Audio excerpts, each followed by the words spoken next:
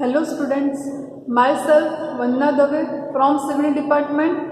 Welcome to our lecture of Structural Mechanics 1. Today we will discuss about numericals of unit number 2 is moment of inertia. So here is your today's topic is numericals based on moment of inertia. सो સૌથી પહેલા આપણે previous લેક્ચરનું revise કરી લઈએ. તો previous lecture કયા હતા?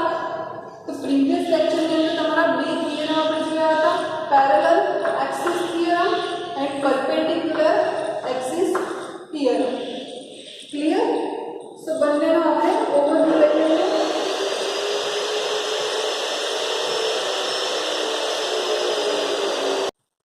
સો parallel axis theorem કયો હતો? तो સૌથી પહેલા આપણે પેરેલલ એક્સિસ થિયરમ માં એની જે થિયરમ છે એ આપણે જોયો હતો અને પછી એમાંથી જે ડિફાઇન થાય છે એ ફોર્મ્યુલા પણ આપણે જોઈ લઈશું. તો થિયરમ શું છે હું તમને એકદમ શોર્ટમાં ફરીથી રિવાઇઝ કરાવી દઉં છું કે પેરેલલ એક્સિસ થિયરમ કોને કહેવાશે કે જો IG એટલે કે moment of inertia at centre of gravity of area એ કોઈ પણ એક જે પ્લેન છે એની જે સરફેસ છે એના સેન્ટર ઓફ ગ્રેવિટી માંથી પસાર થતી એક્સિસ પરનો મોમેન્ટ ઓફ ઇનર્શિયા હોય તો આ જે એક્સિસ છે એને પેરેલલ h ડિસ્ટન્સે આવેલી જે AB ની એક્સિસ પરનો મોમેન્ટ ઓફ ઇનર્શિયા એટલે શું થશે IAB equal to IG plus AH square. Clear? આ હતો પેરેલલ એક્સિસ થિયરમ.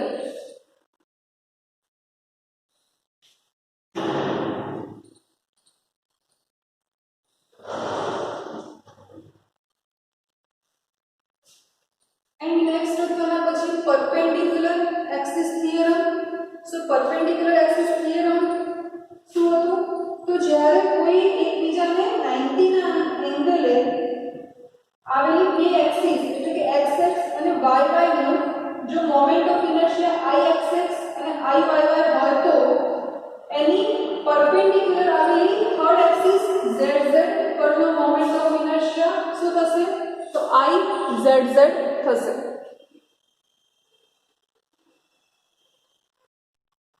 ક્લિયર? तो एनु जे डिराइव करेली फॉर्म्युला थी ए शुं थी कि i z z equal to i x x plus i y y.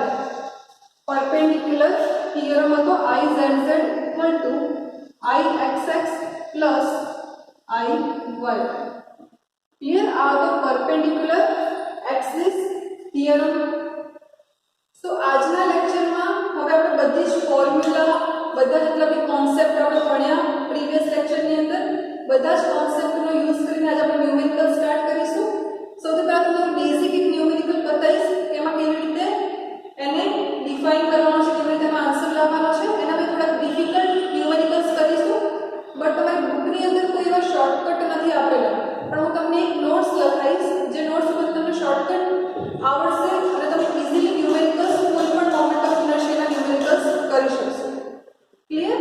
थोड़ो डिफिकल्ट है मोमेंट ऑफ इनर्शिया, बट હું તમને જે નોટ્સ આપીશ એની બહાર તમારો એક્ઝામ ની અંદર કંઈ નહીં હોય. સો આપણે સ્ટાર્ટ કરીએ ન્યુમેરિકલ્સ.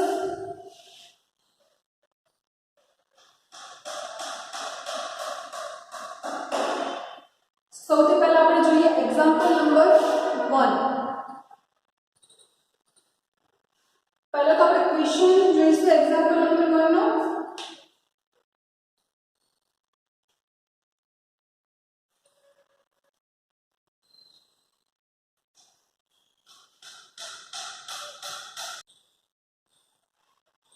तो फर्स्ट ऑफ ऑल આપણે क्वेश्चन में લખ્યું છે example number 1 is find i x x and i y y of hollow rectangular section. The external dimension is 300 by 500 mm and internal dimension is 200 by 400 mm. So સૌથી પહેલા તમને question की अंदर એવું કોઈ મેન્શન નથી કરેલું કે આ તમારા મોમેન્ટ ઓફ ઇનર્શિયાનો કોઈ ક્વેશ્ચન છે, ક્લિયર. બટ જ્યારે આઈ એક્સ એક્સ અને આઈ વાય વાય તમને દેખાય છે એનો મીનિંગ શું છે કે આ મોમેન્ટ ઓફ ઇનર્શિયાનો જ એક ક્વેશ્ચન છે.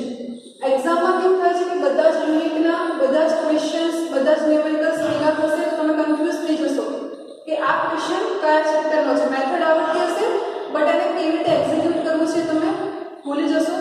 તમને હું એક શોર્ટકટ શીખવાડીશ કે જ્યારે મોમેન્ટ ઓફ ઇનર્શિયાનો કોઈ પણ ન્યુમેરિકલ હશે એમને શું ફાઇન્ડ કરવાનું છે, mostly find I x x and I y Y.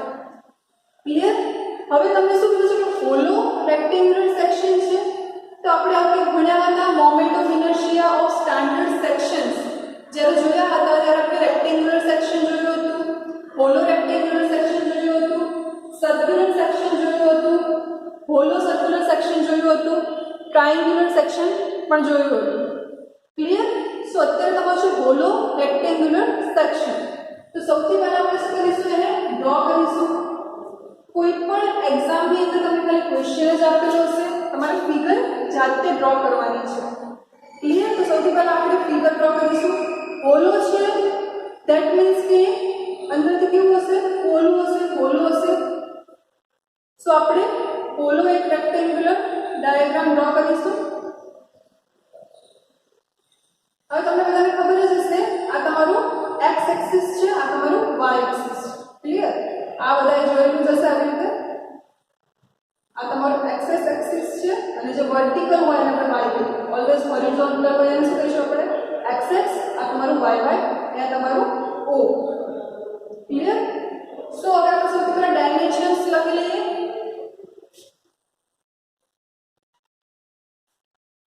So dimension લખતી વખતે હવે તમને ખબર હશે કે આ 300 બાય 500 mm છે. તો આમાં હું કયું બ્રેડથ લઈશ, કયું ડેપ્થ લઈશ, એટલે કોને પહોળાઈ લઈશ અને કોને ઊંડાઈ અથવા તેની હાઈટ લઈશ. ક્લિયર. તો ઓલવેઝ જ્યારે ડાયમેન્શન આવી રીતે ઇન્ટુમાં આપેલા હશે એ ઓલવેઝ તમારું બ્રેડથ ઇન્ટુ ડેપ્થ થશે. એટલે સપોઝ કે તમને 10 બાય 20 આપેલું છે તો ફર્સ્ટ જે તમારું છે શું થશે, બ્રેડથ એટલે કે પહોળાઈ, અને જે સેકન્ડ છે 20 એ તમારું શું થઈ જશે, ડેપ્થ થઈ જશે. ક્લિયર. ઓલવેઝ તમારા ડાયમેન્શન જે છે શેમાં હશે, b ઇન્ટુ d ના ફોર્મેટમાં હશે, એટલે કે બ્રેડથ ઇન્ટુ ડેપ્થના ફોર્મેટમાં હશે. ક્લિયર.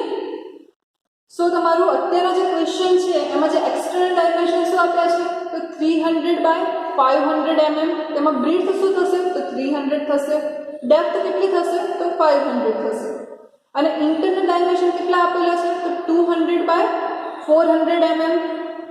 તો એની અંદર બ્રેડથ કેટલી થશે તો 200 mm અને ડેપ્થ કેટલી થશે તો 400 mm.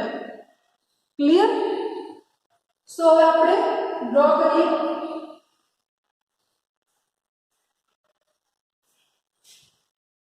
સૌથી પહેલા એક્સટર્નલ એટલે શું કહેવાશે, એને ગુજરાતીમાં કહીએ તો બહારનો ડાયમેન્શન, અને ઇન્ટરનલ એટલે કે અંદરનો ડાયમેન્શન. બહારના ડાયમેન્શનમાં આ શું થશે, બ્રેડથ થશે. હોલો છે તો કેપિટલ અને સ્મોલ આપણે લખીશું. તો એક્સટર્નલ ડાયમેન્શનમાં શું થશે, capital B small capital D. પણ જ્યારે ઇન્ટરનલ ડાયમેન્શન જોઈએ છે તો આ શું થશે, સ્મોલ બી સ્મોલ ડી. હવે તમને ખબર છે બ્રેડથ કોને કહેવાશે, આને કહેવાશે પહોળાઈ છે એટલે આપણે બ્રેડથ કહીશું. ઊંડાઈ છે અથવા તો હાઈટ છે આપણે શું કહીશું, ડેપ્થ. તો એક્સટર્નલ ડાયમેન્શન કેટલા છે, b ઇન્ટુ ડી છે. તો શું થશે અહીંયા 300 બાય 500. ક્લિયર. એવી જ રીતે ઇન્ટરનલ ડાયમેન્શન કેટલા થશે 200 બાય 400.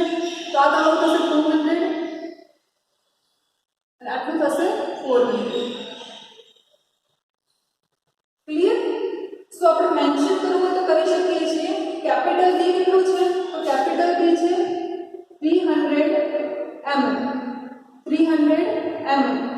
500 છે શું છે કેપિટલ D તો 500 mm કેપિટલ D થશે. સ્મોલ બ્રેડથ કેટલી છે તો 200 mm એન્ડ સ્મોલ ડેપ્થ કેટલી છે તો 400 mm. ક્લિયર. સો આ તમારું ફિગર છે એના પરથી આપણે ડેટા લખેલો છે. આ તમારા ચિત્ર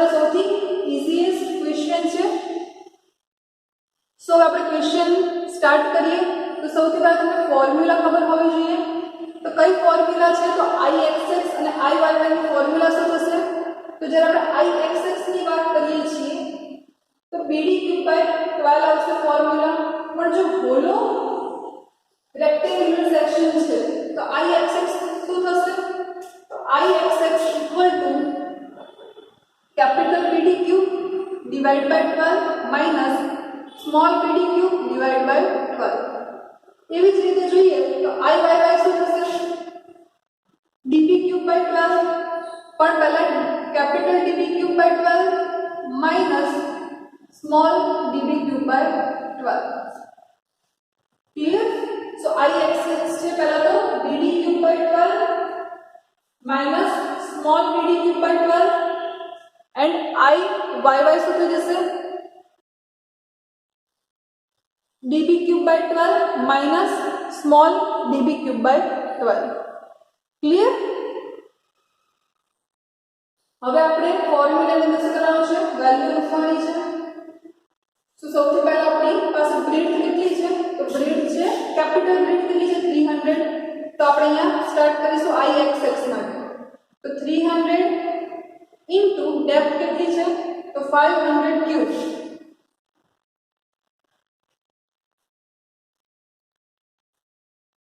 upon 12 માઇનસ BD³/12 એટલે સ્મોલ b કેટલું છે? તો 200 છે. સ્મોલ ડેપ્થ કેટલી છે? 400 છે. તો માઇનસ 200 ઇન્ટુ ડેપ્થ નો ક્યુબ છે એટલે કે 400 નો ક્યુબ upon 12. આ તમારું Ixx છે. તો Ixx નો કેલ્ક્યુલેશન કરીને શું કરવાનું છે? આન્સર લાવવાનો છે. આન્સર નો યુનિટ શું આવશે? તો ઓલવેઝ આવશે mm/4. આપણે જોયું છે મોમેન્ટ ઓફ ઇનર્શિયા એનો યુનિટ શું થાય છે? તો mm/4. ક્લિયર? તો આનું કેલ્ક્યુલેશન સ્પીડમાં કરી લેવાનું છે. અત્યારે તમને હું 2 મિનિટનો ટાઈમ આપું છું કેલ્ક્યુલેશન માટે.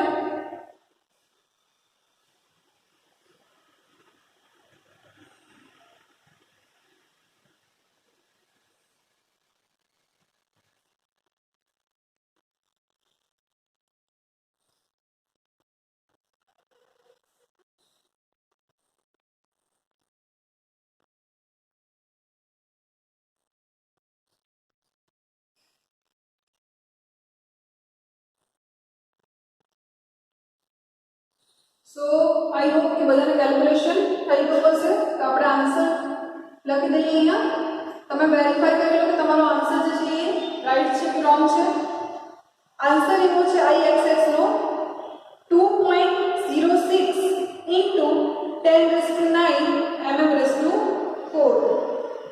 2.06 ઇન્ટુ 10⁹ mm/4. આ તમારો Ixx થશે. ક્લિયર? હવે સિમિલર જ છે. આપણે શું ફાઇન્ડ કરવાનું છે? Iyy ફાઇન્ડ કરવાનું છે. સો આપણે પહેલા વેલ્યુ મૂકીશું આપણી ફોર્મ્યુલામાં. ફોર્મ્યુલા આપણે લખેલી છે Iyy dB³/12 minus small dB³/12. સો કેપિટલ D કેટલું છે? 400 છે.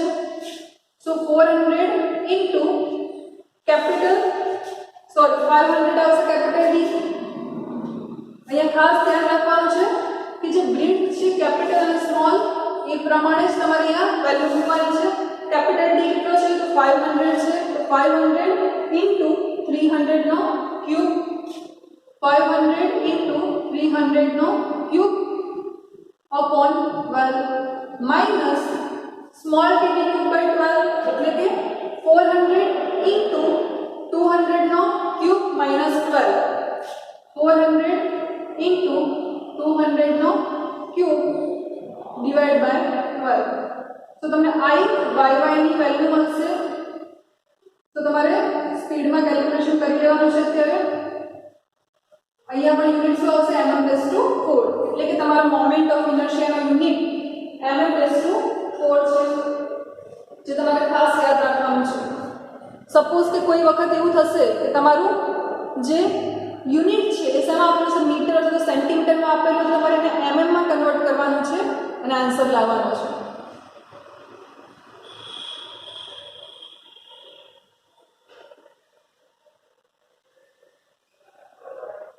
સો જલ્દીથી તમે કેલ્ક્યુલેશન કરી લેવાનું.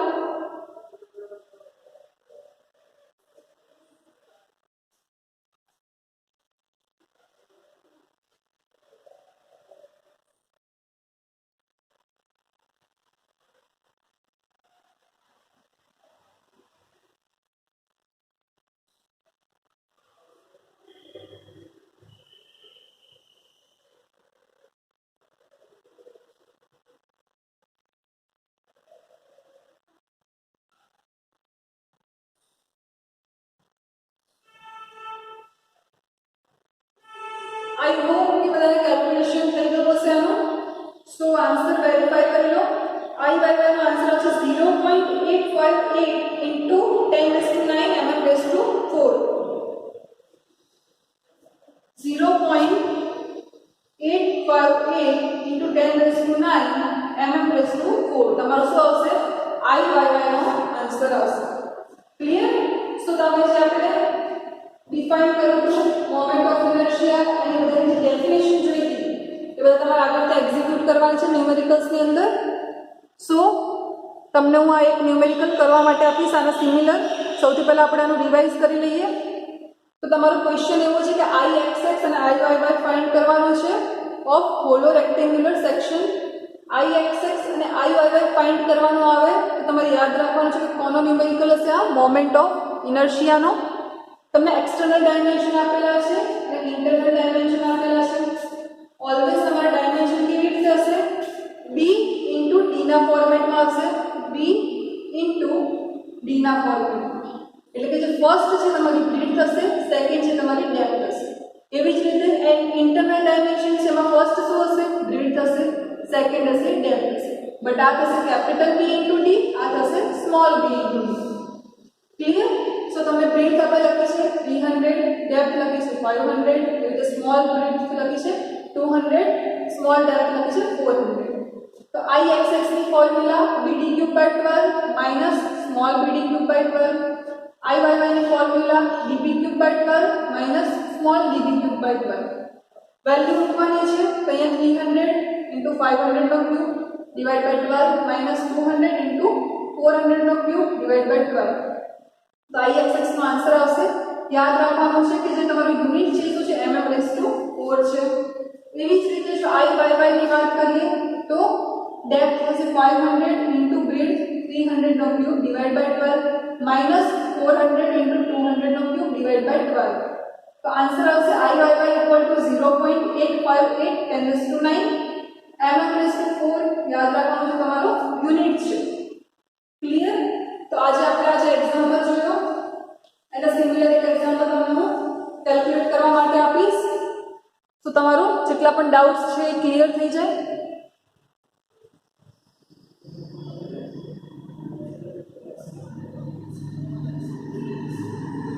સો એક્ઝામ્પલ એવો છે તમારે ફિગર ડ્રો કરવાની છે જાતે જ એન્ડ કેલ્ક્યુલેશન કરીને બતાવવાનું છે.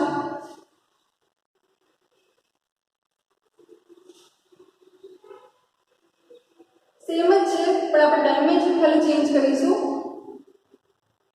ડાયમેન્શન એવા છે ઇન્ટરનલ ડાયમેન્શન એક્સટર્નલ ડાયમેન્શન પહેલા 400 બાય 800 mm અને ઇન્ટરનલ ડાયમેન્શન છે 200 બાય 400 mm. Find IXX and IYY of hollow rectangular section. તો અહીંયા આપણે કરી દઈશું 300 by 600. ક્લિયર? સો તમારે એક્સટર્નલ ડાયમેન્શન છે 400 by 800 અને ઇન્ટરનલ ડાયમેન્શન છે 300 by 600. સો તમારે IXX અને IYY ફાઇન્ડ કરવાનું છે. સો એક વખત કેલ્ક્યુલેશન જાતે કરશો તો ઓટોમેટિકલી તમને ક્લિયર થઈ જશે બધા જ કોન્સેપ્ટ અને બધી જ ડેફિનેશન. ક્લિયર? સો આ તમારો ન્યુમેરિકલ હતો મોમેન્ટ ઓફ ઇનર્શિયાનો ઇનિશિયલ લેવલનો. સો નેક્સ્ટ લેક્ચરમાં આપણે થોડા હાયર લેવલના ન્યુમેરિકલ્સ કરીશું. So to be continue in the next lecture. Thank you for the watching.